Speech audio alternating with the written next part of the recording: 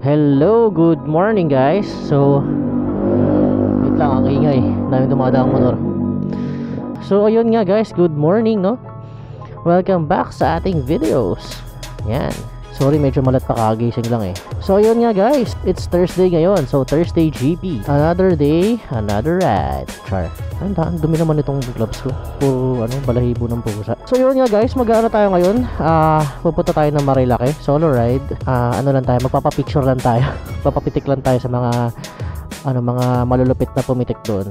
Siyempre kasi diba wala pa tayong dito picture dito sa ating bagong CB650R. But first, cold start muna tayo. Time check 6:40. Okay, gising naman na siguro yung mga tao.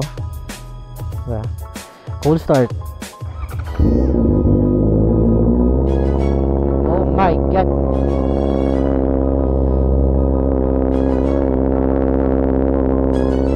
So yun nga guys, good morning. Pati sa aking mga kapitbahay, good morning. Okay guys, umikot tayo saglit sa bahay. Nagpalitan tayo ng gloves. Gusto ko kasi yung medyo manipis ng gloves. Yung kasi, yung unang gamit natin kanina, medyo bihira ko lang kasi gamitin yun. Parang masakit pa. Tsaka ewan ko, naiirita ako. Kaya bihira ko lang gamitin yun eh.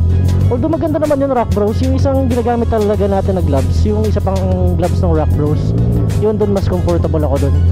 Pero yung isang version kasi nila, parang ewan ko, masyadong makapal yung padding. Although maganda, di ba? Kasi makapal nga. Pero wala not for me. O, di ba? Morning rush. Good morning. Traffic. So, guys, mag-aano muna tayo, papagas muna sa Petron dahil ayan nga, 2 bars pa lang. 2 bars pala tayo. 1 bar kanina kasi nakatagilid yung motor eh.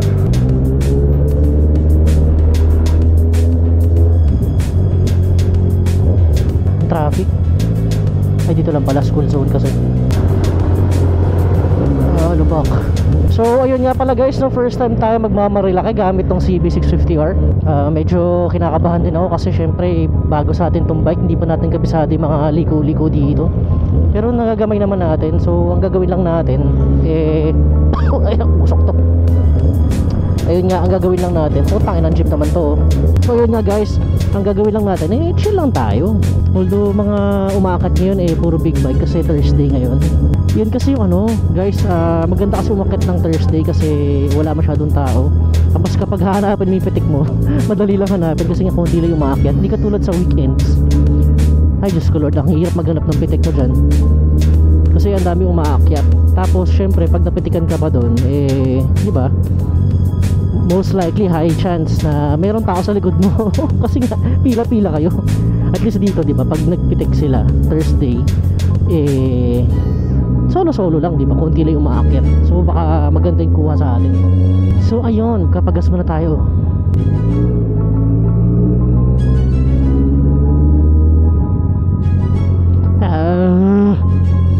Good luck mamaya pag uwi. Traffic yan sigurado. Weekdays syempre din ninimigay itong taxi, di ba?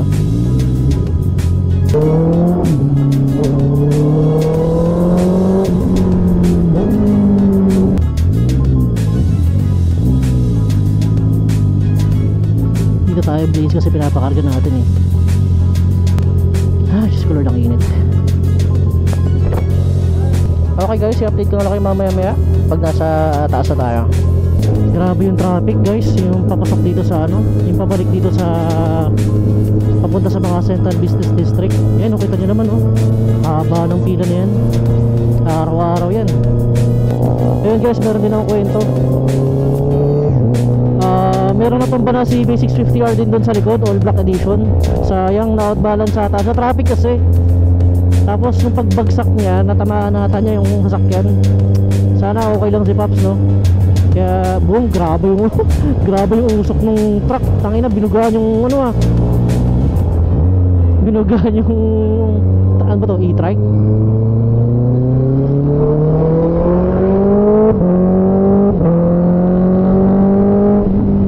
Pero yun nga ride safe sa ating lahat guys. Ingat, lalo na pag para sa akin kasi guys, yun yung medyo mahirap kapag traffic, yung slow speed. Kasi yun yung medyo talagang kailangan mo i-balance yung bike. Pag umaandar kasi na ganito, Yan o, diretso lang. Yung bike diretso, ano siya, kusang tumatayo yan eh. Kaya para sa akin na mas mahirap yung slow speed, traffic, yung mga ganyan gitgitan. Kaya ako, syempre hindi pa naman tayo bihasa sa pagmomotor. Kapag traffic, pumipila tayo. So okay na yung safe, diba? Kaysa naman yung yun, katulad nun. Pero di naman siguro kasalanan ni Paps, no? So ingat lang tayo guys, no? Double check palagi. Kasi syempre, hindi lang naman tayo yung gumagamit ng kalye. Pero yun nga, sana okay lang si Paps tsaka yung motor niya.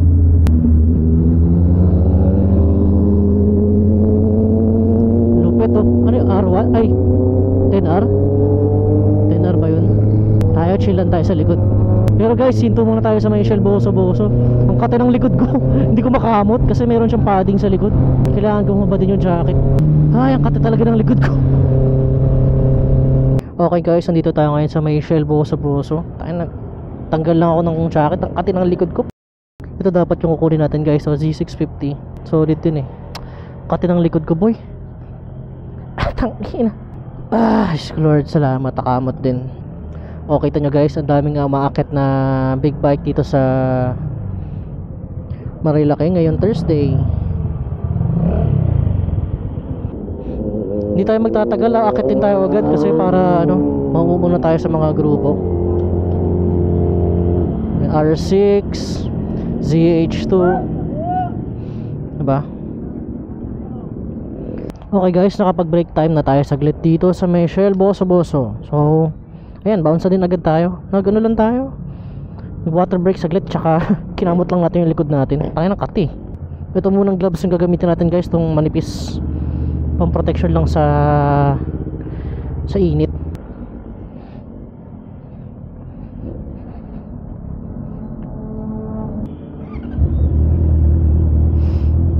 Okay, ride safe. Paps. Ano ba? Pakikinggan ko lang, papalitan ko yung sa akin. Yung ano po? Sige, testingin nyo Paps. Testingin nyo. Sige po. Anong fan mo yan? Pinutol? Ano po? Pinutol ay yung... Tinanggal na rin yung catalytic. Kay ano po to? Si Red Exhaust. Saan lugar? Red Exhaust. Oo. Red Exhaust. Pag ano, dun yun sa may bandang Caloocan po eh. Papalitan niya rin. Ito ko sa kuhan, sa vlog. Kung palitan. Opo, maganda sir, i-cut delete nyo na. Kapag slip on, medyo... Pero hindi mo pinarimap. Sabi, okay, Pinarimap mo hindi? Hindi pa naman. Sabi nila kailangan daw, pero hindi naman ako kumakarere eh. Parang chill lang naman eh. Pang mabibilis. Oo. Pero pang chill lang. Pwede naman, kahit yung iba naman. Masyadong putok. Meron konti sir kapag high RPM. Kapag medyo magmaano, pero pag normal riding, wala. Nasa mga 500, hindi naman. Wala naman.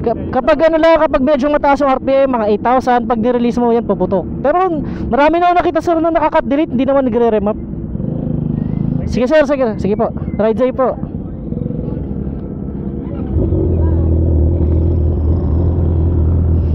Okay guys, nagtanong si kuya dun sa ano natin, exhaust.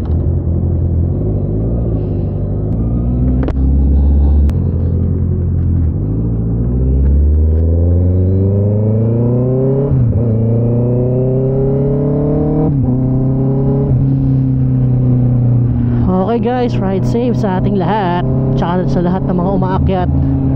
At tayo ay chill lang. Gusto lang naman natin magpa-picture. So yun nga guys, nagtanong si kuya dun sa ating setup dito sa ating CB650, yung exhaust na ginagamit. Sa kanya pala yung CB din, pero all black edition. So plano din daw niya magpa-cut delete. Sabi ko kay Red Exhaust to eh, shout out, no? So legend kay Red Exhaust. Ano nga lang, dadaan nga lang talaga kayo sa ano, sa moon. Malubak kasi yung daan dyan ginagawa. Oh, shout out oh.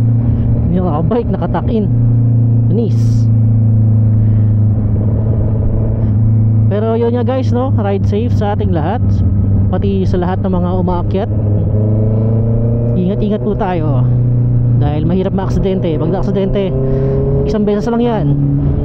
Ang lulupit ng mga legs ng mga nagbabike na to, no? Galing bumangking ni kuya. Talaga na kayo ko eh.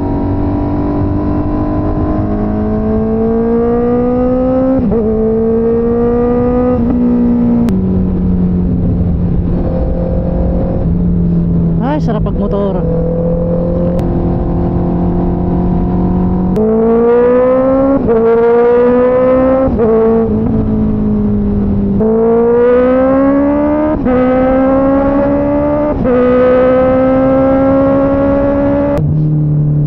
Bango ah. Gundo. Chill lang tayo sa corners. Hindi pa natin gamay itong motor. At di ba guys, pag umakakit kayo sa Marilaki ngayong weekdays, especially Thursday, no? Yan, solo-solo lang. May mga kasabay ka mga big bike din, pero di ba? Parang ganito lang palagi yung daan. Ingat lang sa mga aso. Mahirap na.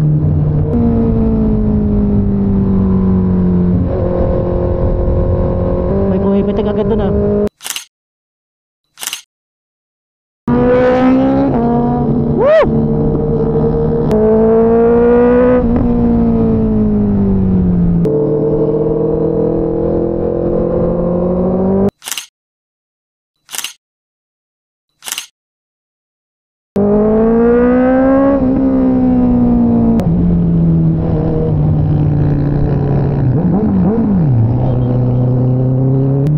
So ayun nga guys, no, dito na tayo sa may lagpas na ng Devil's Corner. So chill na lang tayo. Ang sakit pala. Ang downside lang dito sa gloves ko na manipis. Ramdam na ramdam ko yung vibration ng CB. Kasi ito talaga yung issue ng CB, yung ma-vibrate sa handlebar, sa foot peg. Yan. Pero okay lang. Ano pa rin, pogi pa rin yung tunog. Okay, Manukan.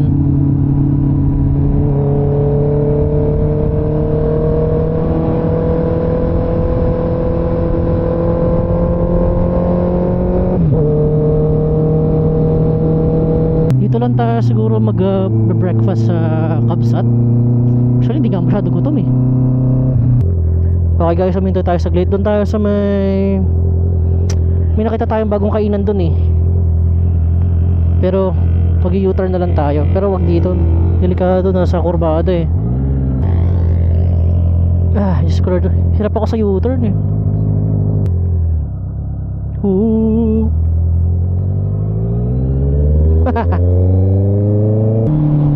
Dito ba yun?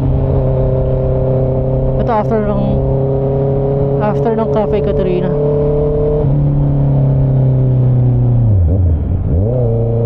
Ay gago ka dito nga po, tayo na mo.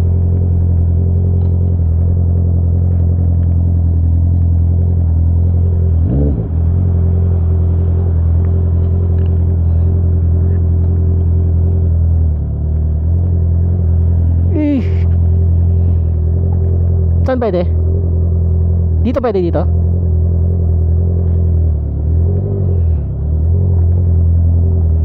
Okay.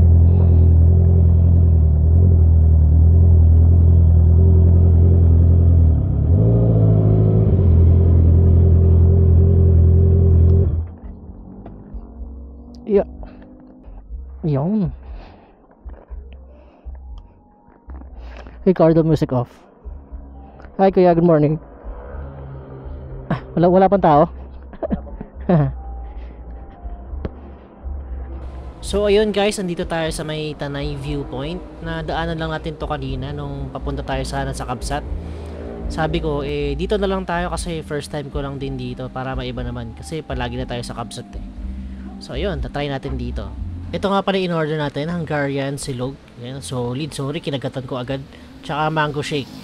Solid din tong mango shake guys, try nyo to pag napadaan kayo dito sa Tanay Viewpoint. Ayan, good view, good food, tsaka good vibe. O diba? Let's go!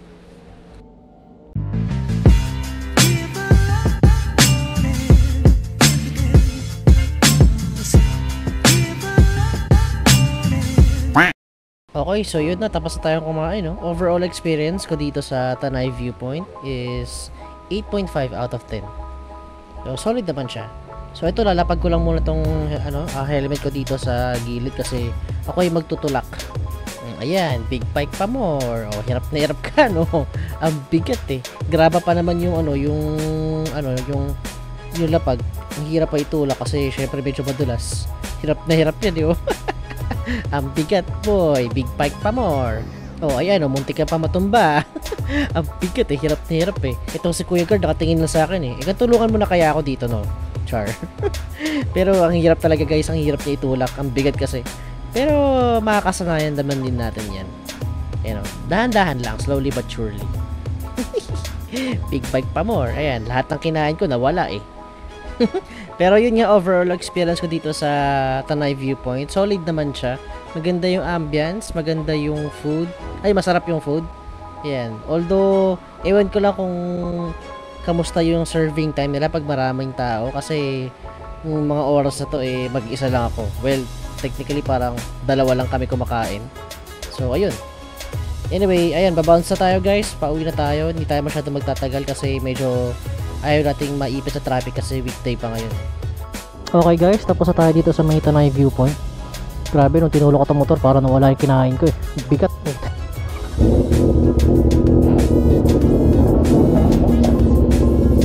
Okay boys, yun, biyahe na tayo ulit.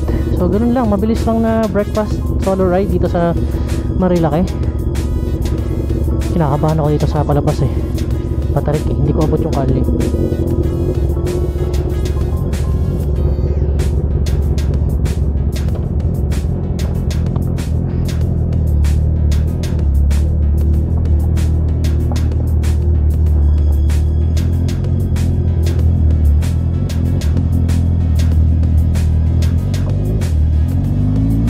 Alright, nakalabas na maayos.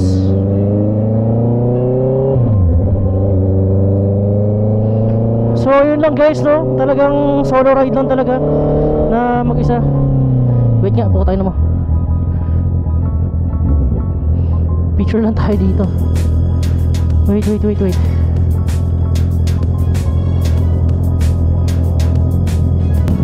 Wait lang, mag-picture lang ako dito. Wala akong man lang kahit anong picture.